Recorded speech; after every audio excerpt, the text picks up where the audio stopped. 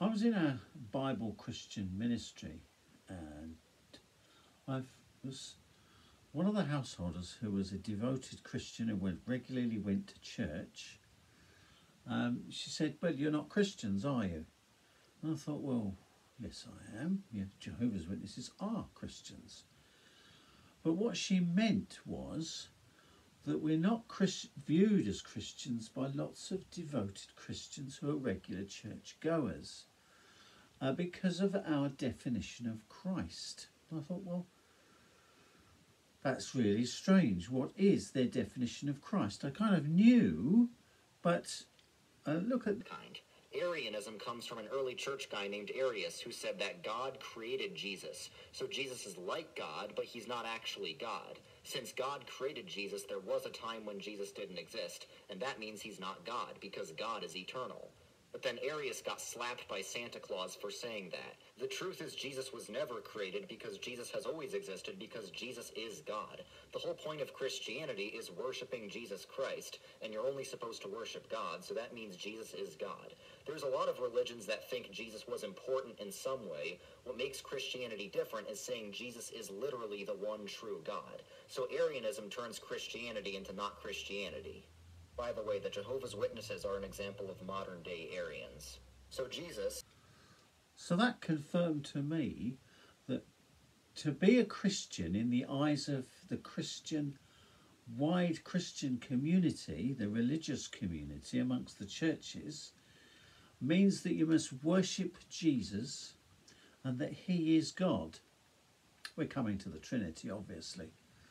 And I thought, well, but that's not what is taught.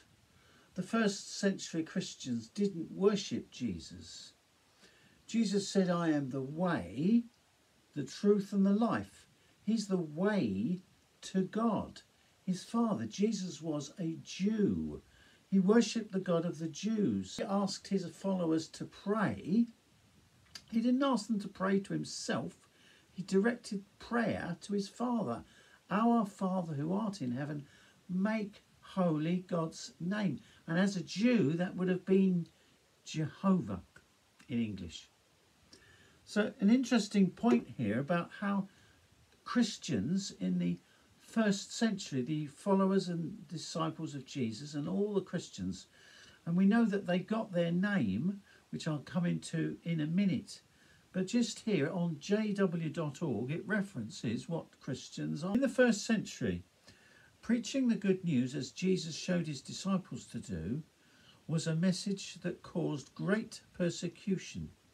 That was, of course, also experienced by the first Christian martyr, and of course Jesus Christ himself. Many thousands abandoned their false religious organisations and wholeheartedly embraced Christianity. That first started with the Jews in Israel, and then the proselytes, and then the Gentiles who started to convert and become Christians, which I'll go into in a moment how they got their name. It says here, their leader Jesus, the Prince of Peace, had been put to death on a charge of sedition. And these Christians were also said that they were causing sedition. It says, from then on, the confessed members of the sect were arrested.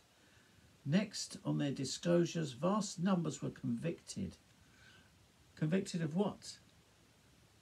Heresy. Punishment was inflicted upon Christians, a class of men, to a new and mischievous superstition. And this is taken from the lives of the Caesars, Nero. Then it mentions Josephus, and it says here, the first century Christianity had no temples, built no altars, used no crucifixes, and sponsored no garbed or betitled ecclesiastes, in other words, priests and ministers and people who called themselves father. Early Christians celebrated no state holidays, refused all military service. A careful review of all the information available goes to show that until the time of Marcus Aurelius, who ruled between 161 and 180 CE, no Christian became a soldier. No soldier, after becoming a Christian, remained in military service. And that's taken from The Rise of Christianity by E. Barnes.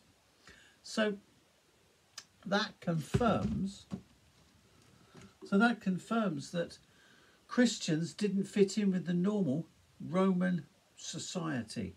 They were also called mischievous, superstitious, and did you notice they were called sects? Interesting parallel, isn't it, with today? Because they followed a man, you see. Now in Acts chapter 26, Acts chapter 11 verse 26, this was the Christians in Antioch. For a whole year they assembled with them in the congregation, that was Paul and Barnabas, and taught quite a crowd. And at first it was in Antioch. Then the disciples were by divine providence called Christians, and that's the very first time they're called.